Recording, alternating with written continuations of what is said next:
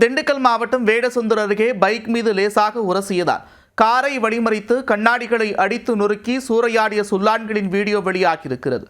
மது போதையில் அரங்கேறிய ஆக்ரோஷ சம்பவத்தின் பின்னணி என்ன?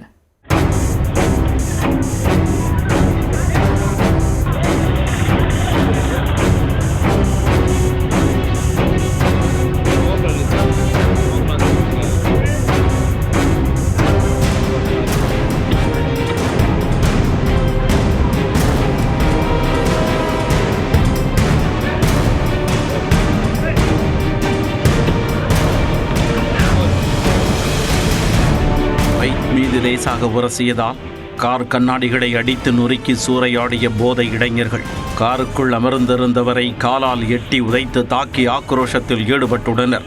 போதை வெறியில் அட்டகாசத்தில் ஈடுபட்ட இளைஞர்கள் மீது நடவடிக்கை எடுக்கப்பட்டதால் திண்டுக்கல் மாவட்டம் வேடச்சந்தூர் அருகே உள்ள பூத்தாம்பட்டியைச் சேர்ந்த விஷ்ணு பெங்களூரில் உள்ள தனியார் நிறுவனத்தில் கம்ப்யூட்டர் என்ஜினியராக பணியாற்றி வருகிறார்.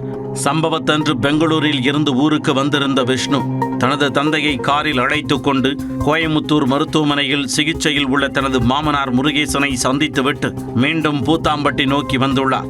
அப்பொழுது ஒட்டஞ்சத்திரம் வேடச்சந்தூர் சாலையில் சென்ற பைக்கில் லேசாக உரசியுள்ளார். இதனால் கடும் மதுபோதையில் பைக்கில் பயணித்த இளைஞர்கள் ஆவேசமடைந்து விஷ்ணு மற்றும் அவரது தந்தையை ஆபாசமாக பேசியுள்ளனர். பின்னர் காரில் அங்கிருந்து சென்றவர்களை பின்னால் துரத்திச் சென்று சாலையூர் நால் ரோடு பகுதியில் மறித்தவர்கள் கார் கண்ணாடிகளை காலால் எட்டி உதைத்து கற்களால் வாகனத்தை அடித்து நொறுக்கி சூறையாடினர்.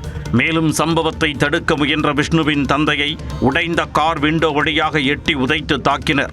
இதை கண்ட அக்கம்பக்கத்தினர் கூச்சலிட்டதால் இளைஞர்கள் மூவரும் அங்கிருந்து தப்பிச் சென்றனர்.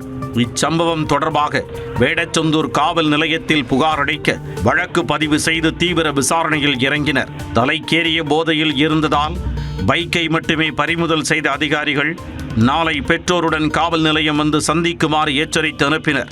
உடனே அங்கிருந்து சென்ற இளைஞர்கள் தற்பொழுது தலைமறைவாகி உள்ளனர். இதனால் தனிப்படை அமைத்து இளைஞர்களை தீவிரமாக தேடி வருகின்றனர்.